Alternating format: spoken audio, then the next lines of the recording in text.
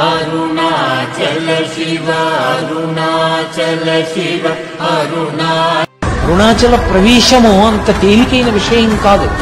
అరుణాచలంలోకి వెళ్ళాడు అంటే వాడికి ఏదో అధికారం ఉంది, పరమేశ్వరానుగ్రహాన్ని పొంది ఉన్నాడని గుర్తు. అరుణాచలం వెళ్ళి అడగని వాడిది పాపం తప్ప, అరుణాచలం వెళ్ళినటువంటి వాడికి, అరుణాచలం వెళ్ళి ప్రార్థించిన వాడికి సాధారణంగా కోరిక తీరకపోవడం అన్నది ఉండదు.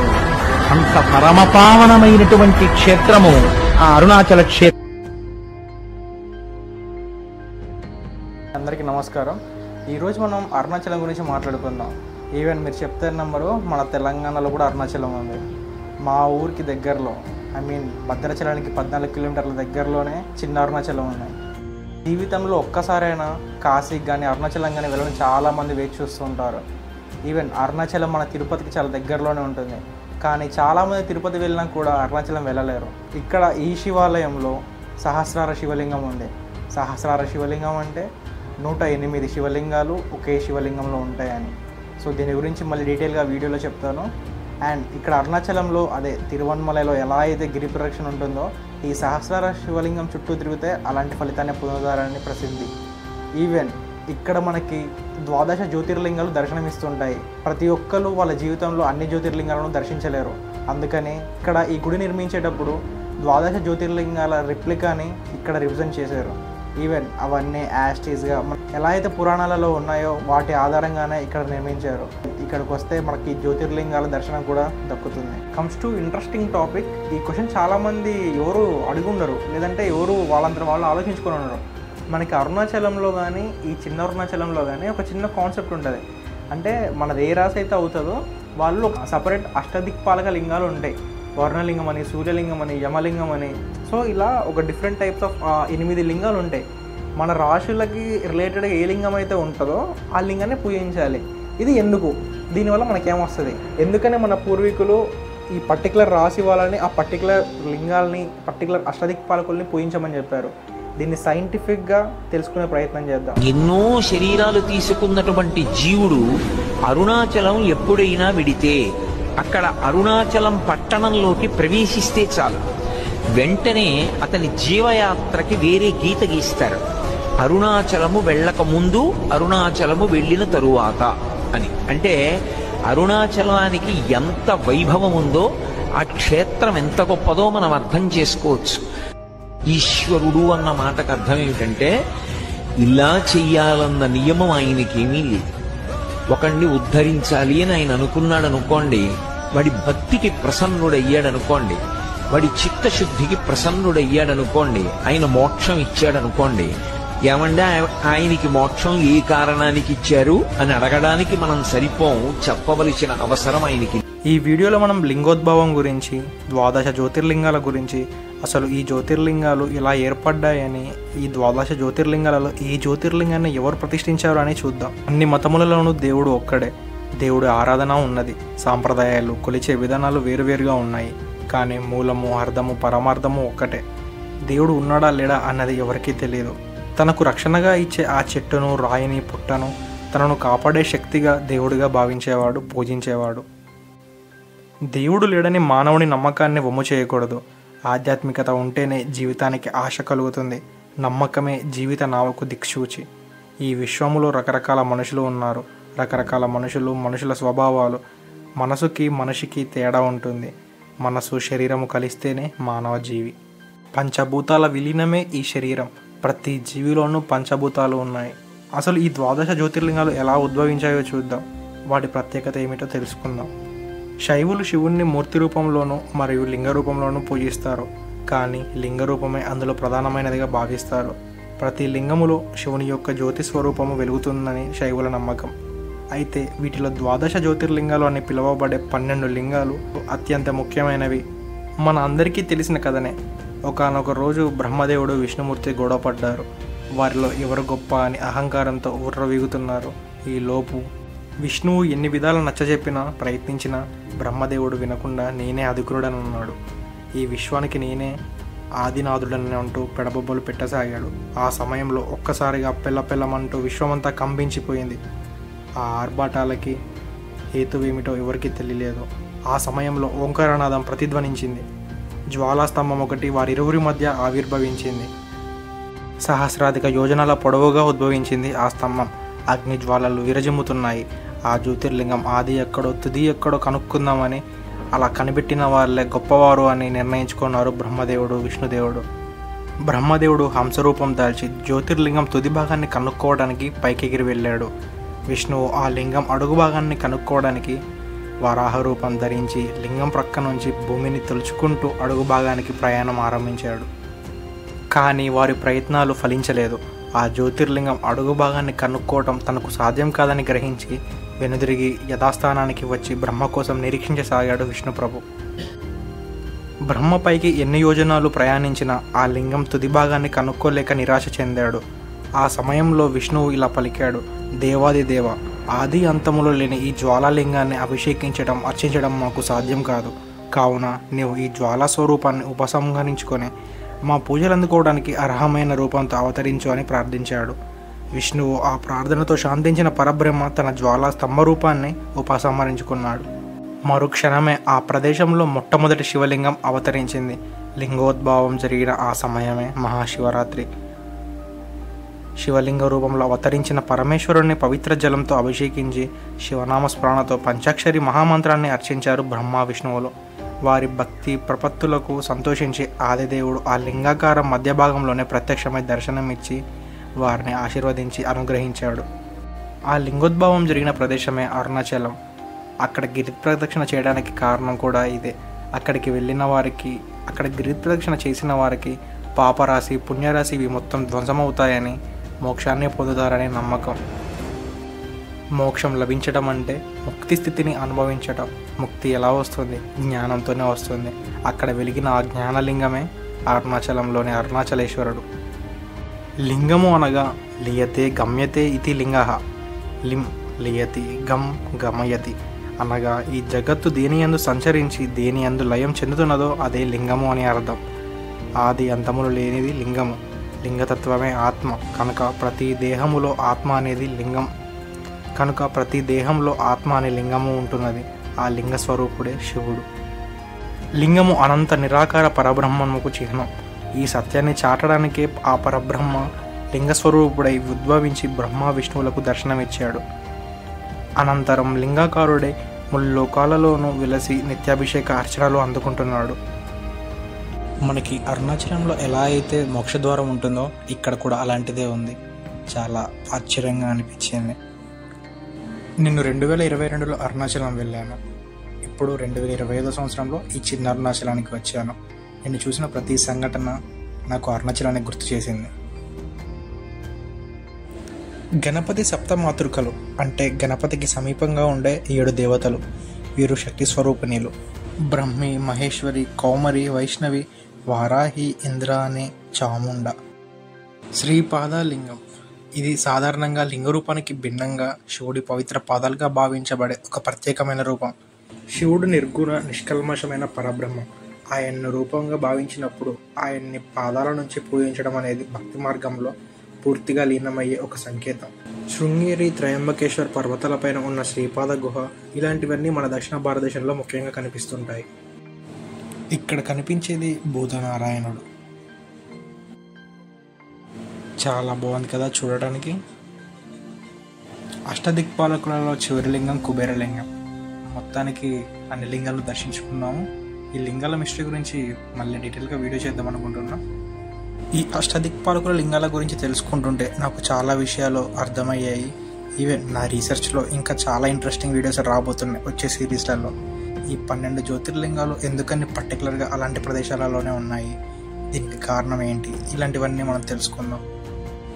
మనకి శివలింగాలలో ముఖాలని బట్టి శివలింగాలు ఉంటాయి. ఏకముఖ శివలింగం, చతుర్ముఖ శివలింగం, పంచముఖ లింగం. సో ఇప్పుడు మనం చూసేది పంచముఖ లింగం అన్నమాట. ఇక్కడ పేర్లు కూడా డీటెయిల్గా రాసున్నాయి, మీకు చెప్తాను చూడండి. ఆ ముఖీస్ని బట్టి పేర్లు చెప్తా చూడండి. సద్యోజాత, వామదేవ, అఘోర, తత్పురుష, ఈశాన. నేనైతే ఇదే ఫస్ట్ టైం ఇలాంటి శివలింగాన్ని చూడడం. సో పేర్లు ఒకసారి మళ్ళీ చదువుతా చూడండి. వామదేవాముఖం, అఘోరాముఖం, తత్పురుషాముఖం, సద్యోజాతాముఖం. శ్రీ వెంకటేశ్వర స్వామి దర్శనం కూడా దొరికింది. అయినా శివుడు విష్ణువు ఇద్దరు ఒకలే కదా, అందుకే హరిహరులుగా చూస్తున్నాం మనం అందరం. ఇక్కడ మరో ప్రత్యేకమైన స్థావరం ఉంది, అదే అద్దాల మండపం. చాలా అంటే చాలా బాగుంది. నేను లోపలికి కూడా వెళ్ళాను. మీరు ఎప్పుడైనా ఇలాంటి ప్లేసెస్కి వచ్చినప్పుడు ఇలాంటి ఇంట్రెస్టింగ్ థింగ్స్ని మిస్ అవ్వకుండా ఎక్స్ప్లోర్ చేయండి.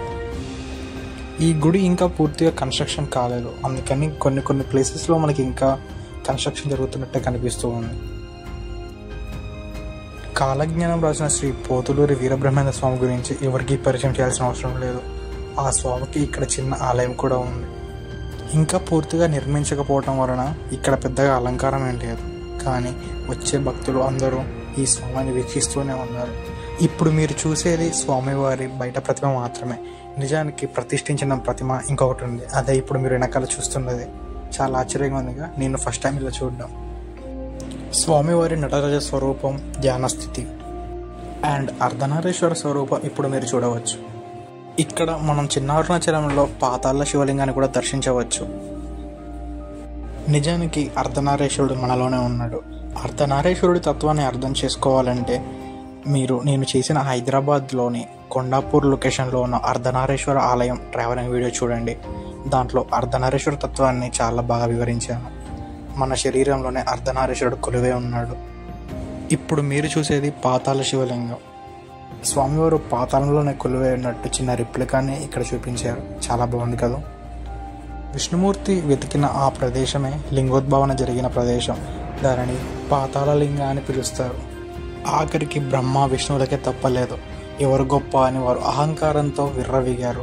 కానీ శివుడిని చేరుకోవాలంటే అహంకారాన్ని వీడి నిష్కల్మషంగా శివుడిని ప్రార్థించడమే ఏకైక మార్గం. అలాంటి వాడికి ముక్తి మోక్షం ఆ శివుడి అనుగ్రహం. మీలో ఎవరైనా ఎప్పుడైనా శ్రీచక్ర శివలింగాన్ని చూసారా? నేనైతే ఇదే మొదటిసారి చూడటం. దీని గురించి చాలా రీసెర్చ్ చేస్తున్నాను. వచ్చే వీడియోస్లో దీని గురించి చాలా డీటెయిల్గా మాట్లాడదాం. ఇక్కడ శ్రీచక్రం అనేది అమ్మవారిని రిప్రజెంట్ చేస్తుంది అని, ఆ శివలింగ ఆకారం శివుడిని రిప్రజెంట్ చేస్తుంది అని చెప్పారు. మీలో ఎంతమంది ఇలాంటి శ్రీచక్ర శివలింగాన్ని చూశారు? ఎవరైనా చూసిన వాళ్ళు ఉంటే ఈ శ్రీచక్ర శివలింగం గురించి మీకేమన్నా ఐడియా ఉంటే నాకు మెసేజ్ చేయండి. సతీదేవి అగ్నిలో ఆహుతిగా మారినప్పుడు ఆ విరహం నుంచి పుట్టిన వాడే వీరభద్రుడు. మన యూట్యూబ్ ఛానల్లో సతీకాండం చాలా క్లియర్గా ఉంది. ఎవరన్నా వినని వాళ్ళు ఉంటే వినండి. ఓం త్రయంబకం యజామహే సుగంధిం పుష్టివర్ధనం ఊర్వారుకమివ బంధనాన్ మృత్యుర్మోక్షయమామృతాత్. ఈ ద్వాదశ జ్యోతిర్లింగాల చరిత్ర లింగపురాణంలో వ్యాస మహర్షి వివరించాడు. రామనాథస్వామి లింగము రామేశ్వరంలో ఉంది. మల్లికార్జున లింగము శ్రీశైలము, భీమశంకర లింగము భీమాశంకరం. ఇక్కడ గండాదీపం అని ఉంది. అమ్మవారి చేతిలో అలా నూనె దీపం ఉంటుంది అనమాట. ఆ నూనెని తలకి రాసుకుంటే గండాలు ఏమన్నా తొలగిపోతాయని నమ్మకం. అమ్మవారు మాత్రం చాలా అంటే చాలా బాగుంది. అమ్మవారు అండ్ ఆ పరమేశ్వరుడు మనకి తోడుగా ఉంటే మనకు గండాలు ఎందుకు ఉంటాయి? గండాలు భయపడతాయి కదా. ఇక్కడ సాక్షాత్తు ఆ పరమేశ్వరుడి ప్రతిరూపమైన ఆదిశంకరాచార్యుల విగ్రహం ఒకటి కనిపించింది. చూద్దాం. చాలా అంటే చాలా బాగుంది. ఆ స్వామిని దర్శించుకొని ద్వాదశ జ్యోతిర్లింగాల వైపుగా నడక సాగించా. ఈ ద్వాదశ జ్యోతిర్లింగాల చరిత్ర లింగపురాణంలో వ్యాస మహర్షి వివరించాడు. రామనాథస్వామి లింగము రామేశ్వరంలో ఉంది. మల్లికార్జున లింగము శ్రీశైలము, భీమశంకర లింగము భీమాశంకరం, కృష్ణేశ్వర లింగం కృష్ణేశ్వరం, త్రయంబకేశ్వర లింగం త్రయంబకేశ్వరం, సోమనాథ లింగం సోమనాథ్, నాగేశ్వర లింగం ద్వారక, ఓంకారేశ్వర లింగము ఓంకారక్షేత్రం, మహాకాళ లింగం ఉజ్జయిని, వైద్యనాథ లింగం చితాభూమి దేవగఢ్, విశ్వేశ్వర లింగం వారణాసి, కేదారేశ్వర లింగం కేదార్నాథ్. ఈ జ్యోతిర్లింగాలను దర్శించుకునేటప్పుడే మాకు వినాయకుడు దర్శనమిచ్చాడు. చాలా బాగున్నాడు కదా. ఈ ఆలయం గోపురాల మీద చాలా అందమైన చిత్రీకరణలు ఉన్నాయి. సో కొన్ని చూడడానికి చాలా అద్భుతంగా ఉన్నాయి. సో మీరు చూడండి, ఇవే జ్యోతిర్లింగాలు, ద్వాదశ జ్యోతిర్లింగాల రిప్లికా. మనం అక్కడ దాకా వెళ్ళి దర్శించుకోలేము కాబట్టి ఇక్కడే మనకి అన్ని జ్యోతిర్లింగాలు దర్శనమిస్తున్నాయి. అసలు ఈ జ్యోతిర్లింగాల గురించి మన పురాణ గాథలు ఏం చెప్తున్నాయో చూద్దాం. శ్రీ సోమనాథేశ్వరుడు గుజరాత్ రాష్ట్రంలోని సౌరాష్ట్ర జిల్లాలో సోమనాథేశ్వర క్షేత్రం ఉంది. ఈ క్షేత్రాన్ని దర్శించిన శ్రీకృష్ణ పరమాత్ముడు తన లీలతో వెలిగించిన దీపం నేటికి ప్రజ్వలిల్లుతుంది అని ఇక్కడ ప్రత్యేకత. ఇక్కడ ఉన్న చంద్రకుండలంలో స్నానం చేసి సోమనాథేశ్వరుని దర్శిస్తే సర్వ పాపాలు తొలగిపోతాయని భక్తుల ప్రగాఢ విశ్వాసం. చంద్రుడే స్వయంగా ఈ సోమనాథేశ్వరుడిని ప్రతిష్ఠించినట్లు పురాణ గాథలు చెబుతున్నాయి. నెంబర్ 2 శ్రీశైల మల్లికార్జునేశ్వరుడు. మన రాష్ట్రంలోని కర్నూలు జిల్లా డోర్నకల్ రైల్వే స్టేషన్ నుంచి 52 కిలోమీటర్ల, హైదరాబాద్కు 230 కిలోమీటర్ల దూరంలోనూ ఉంది. పరమేశ్వరుడు భార్య గౌరీదేవితో కలిసి స్వయంభూగా శ్రీ భ్రమరాంబ సహిత మల్లికార్జునుడిగా వెలిశాడు. భూలోకాన్ని చుట్టి ఎవరు ముందు వస్తే వారికే గణాధిపత్యం అన్న మాట విని బయలుదేరిన షణ్ముఖుడికి ప్రతి చోట వినాయకుడే ముందుగా కనిపిస్తాడు. పార్వతీ పరమేశ్వరులకు అనుగ్రహం వల్లే ఇలా కనిపిస్తున్నాడని నందీశ్వరుడు చెప్పగా విన్న కుమారస్వామి అలిగి క్రౌంచ పర్వతం పైకి వెళ్ళిపోయాడు. కార్తికేయుడుగా వెలిశాడు. తన తప్పిదం వల్ల ఇలా జరిగిందని తెలుసుకున్న నందీశ్వరుడు కృష్ణానది తీరం శ్రీశైల శిఖరంలో తపస్సు చేయగా పార్వతీ పరమేశ్వరులు బ్రహ్మరాంబ సహిత మల్లికార్జునులుగా వెలిశారు. శ్రీరాముడు తన వనవాస సమయంలో ప్రతిష్ఠించిన 1000 లింగాలు, పాండవులు వనవాస సమయంలో ప్రతిష్ఠించిన 5 లింగాలు ఇక్కడే కలువు తీరినట్లు చెబుతారు. ఆదిశంకరాచార్యులు ఇక్కడే శివానంద లహరి రాశారని ప్రతీతి. నెంబర్ 3 శ్రీ మహాకాళేశ్వరుడు. మధ్యప్రదేశ్ రాష్ట్రంలో ఉజ్జయిని పట్టణంలో ఈ మహాకాళేశ్వరుడి ఆలయం ఉంది. క్షిప్రా నది తీరంలో మంత్రశక్తి వల్ల ఉద్భవించిన ఏకైక స్వయంభూ జ్యోతిర్లింగం. తాంత్రిక మంత్రాలతో నడుపుతున్న జ్యోతిర్లింగాలయం ఇది ఒకటే. ఆలయం ముఖద్వారం దక్షిణాభిముఖంగా ఉంటుంది. గర్భగుడి శ్రీచక్రయంతం తిరగేసి ఉండటం ఇక్కడ ప్రత్యేకత. 5 అంతస్తుల్లో ఉన్న ఆలయంలో మహాకాళేశ్వరుడికి పాతకాల భస్మాభిషేకం చేస్తారు. ఇక్కడ కాలభైరవునికి మద్యం నైవేద్యంగా సమర్పిస్తారు. నెంబర్ 4 శ్రీ ఓంకారేశ్వరుడు. మధ్యప్రదేశ్ రాష్ట్రం వింధ్యా పర్వత సానుల్లో నర్మదా నది తీరంలో ఓంకారేశ్వరుడు వెలిశాడు. సంస్కృత ఓం ఆకారంలో వెలిసిన ఈ క్షేత్రంలోని ఓంకారేశ్వర లింగం, అమరేశ్వర లింగం పక్కపక్కనే ఉండటం విశేషం. నెంబర్ 5 శ్రీ వైద్యనాథేశ్వరుడు. జార్ఖండ్ రాష్ట్రంలో జైసిడి కూడలి దగ్గర శ్రీ వైద్యనాథేశ్వరుడి ఆలయం ఉంది. పాట్నా నుంచి 220 కిలోమీటర్ల దూరంలో ఈ గుడి ఉంది. మహారాష్ట్రలో కట్నీపూర్ దగ్గర ఒక పెద్ద శివాలయాన్ని కూడా శ్రీ వైద్యనాథేశ్వర జ్యోతిర్లింగంగా పూజిస్తున్నారు. ఈ రెండింటికి నేపథ్యముగా రామాయణ అంతర్గత రావణాసుడికి కథతో ముడిపడి ఉంది అని చెబుతారు. ఈ లింగాన్ని పూజిస్తే వారికి వ్యాధులు నయమవుతుండడం వలన దీనిని శ్రీ వైద్యనాథేశ్వరుడిగా పిలుస్తారని ప్రతీతి. నెంబర్ 6 శ్రీ భీమేశ్వరుడు. మహారాష్ట్రలో సహ్యాద్రి పర్వత్ఘాట్లో పూణేకు 110 కిలోమీటర్ల దూరంలో కృష్ణానది ఉన్నది. దాని ఉపనది భీమా నది ఉద్భవ ప్రాంతంలో భీమశంకర జ్యోతిర్లింగంగా వెలిసింది. కుంభకర్ణుని కుమారుడు రాక్షస భీముని నాశనం చేసే ఈశ్వరుడి రూపంలో ఈ లింగం ఉంటుంది. ఈ జ్యోతిర్లింగం అర్ధనారీశ్వర రూపంలో భక్తులు కోరికలు తీర్చేదిగా ప్రతీతి. ఇక్కడ శివలింగం నుంచి నిత్యం నీరు ప్రవహిస్తుండడం ఓ ప్రత్యేకత. శివుని రౌద్ర రూపం నుంచి వచ్చిన చెమట బిందువులు భీమా నదిగా మారిందని స్థల పురాణం చెబుతున్నది. నెంబర్ 7 శ్రీ రామేశ్వరుడు. తమిళనాడు రాష్ట్రంలో శ్రీ రామేశ్వర ఆలయం ఉంది. పురాణ గాథ ప్రకారం రావణవధ అనంతరం శ్రీరామచంద్రమూర్తి సేతువును దాటి భారతదేశానికి వస్తాడు. బ్రహ్మహత్యా పాతకాన్ని తొలగించుకునేందుకు శ్రీరాముడు కాశీ నుంచి శివలింగం తెమ్మని హనుమకు ఆజ్ఞాపిస్తాడు. సుముహూర్తం సమయం దాటిపోతుండడంతో సీతాదేవి సముద్ర తీరంలో ఇసుకతో శివలింగం చేసి ప్రతిష్ఠించింది. ఇంతలో కాశీ నుంచి శివలింగాన్ని తెచ్చిన ఆంజనేయుడు ఇసుకలింగాన్ని తోకతో లాగేయాలని ప్రయత్నించినా రాలేదు. గర్వభంగమైన ఆంజనేయుడు శివుని పక్కనే తాను తెచ్చిన శివలింగాన్ని ప్రతిష్ఠింపజేస్తాడు. రామేశ్వరంలో 2 శివలింగాలు ఉంటాయి. మనం గమనించవచ్చు కూడా. రాముడు ప్రతిష్ఠించిన కారణంగా రామేశ్వరంగా ప్రసిద్ధి చెందింది. రామేశ్వరంలోని నూతుల్లో నీటితో స్నానం ఆచరిస్తే సమస్త బాధలు పోతాయని భక్తుల విశ్వాసం. నెంబర్ 8 శ్రీ నాగనాథేశ్వరుడు. మహారాష్ట్ర ప్రభాస రైల్వే స్టేషన్ సమీపంలో శ్రీ నాగనాథేశ్వర ఆలయం ఉంది. పాండవులు అరణ్యవాసంలో భాగంగా దారుక వనంలో ఉన్నప్పుడు పాండవులే స్వయంగా ఆలయం నిర్మించినట్లు పురాణ గాథ. మొఘల్ చక్రవర్తి ఔరంగజేబు ఈ ఆలయాన్ని నాశనం చేయడానికి ప్రయత్నించినప్పుడు శరీరం నిండా పాములు, చేతుల్లో త్రిశూలం ధరించిన నగ్న కాపాలికులు వారిని తరిమి కొట్టారని కథలు ప్రచారాలలో ఉన్నాయి. నెంబర్ 9 శ్రీ విశ్వనాథేశ్వరుడు. శ్రీ విశ్వనాథేశ్వరుడి జ్యోతిర్లింగం వారణాసిగా జగత్ ప్రసిద్ధి చెందిన కాశీ క్షేత్రంలో ఉంది. దేవతలు నివసించే పుణ్యక్షేత్రం కాశీ పట్టణం. గంగానది తీరంలో బౌద్ధ, జైన మతాల వారు, హైందవులు అనేక మంది తీర్థయాత్రలకు కాశీ విశ్వనాథుని దర్శించుకోవడానికి వస్తుంటారు. అవిముక్త జ్యోతిర్లింగంగా నిలిచే విశ్వేశ్వరాలయం బంగారు శిఖరాలను కలిగి ఉంటుంది. విశ్వనాథ దేవాలయం సన్నిధిలోనే విశాలాక్షి శక్తిపీఠం ఉంది. కాశీలో ఎన్నో ఆలయాలు, గంగానది తీరంలో మరెన్నో స్నానఘట్టాలు ఉన్నాయి. అవి కాశీ ఘాట్స్ అంటారు. 84 మొత్తం. దీని గురించి డీటెయిల్గా వీడియో కూడా ఉంటుంది యూట్యూబ్లో. కాలినడకన వెళ్ళాను 24 ఘాట్స్. చూడని వాళ్ళు ఉంటే ఒక్కసారి చూడండి. దాదాపు 2 పూటల సమయం పట్టింది. ప్రాణం అలసిపోయిన ఆ 84 ఘాట్స్ను కంప్లీట్గా కాలినడకతోనే పూర్తి చేశాను. అంతా ఆ కాశీ విశ్వనాథుడి దయ. ఈ క్షేత్రంలో స్నాన దాన హోమాలు చేసిన వారికి ఈశ్వర ప్రసాదముతో మోక్షం లభిస్తుందని నమ్మకం. కాశీలో మరణించిన వారు మరలా పుట్టరని కూడా విశ్వాసం ఉంది. సాక్షాత్తు శివుడే తారక మంత్రాన్ని తన చెవులో చెబుతాడని ప్రజల విశ్వాసం. నెంబర్ 10 శ్రీ త్రయంబకేశ్వరుడు. మహారాష్ట్రలోని నాసిక్ 30 కిలోమీటర్ల దూరంలో శ్రీ త్రయంబకేశ్వర ఆలయం ఉంది.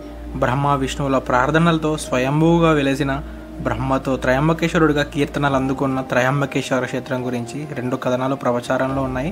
వాటి గురించి వచ్చే వీడియోలో డీటెయిల్గా మాట్లాడుకుందాం. నెంబర్ 11 శ్రీ కేదారేశ్వరుడు. ఉత్తరాంచల్ రాష్ట్రంలో కేదారేశ్వర ఆలయం ఉంది.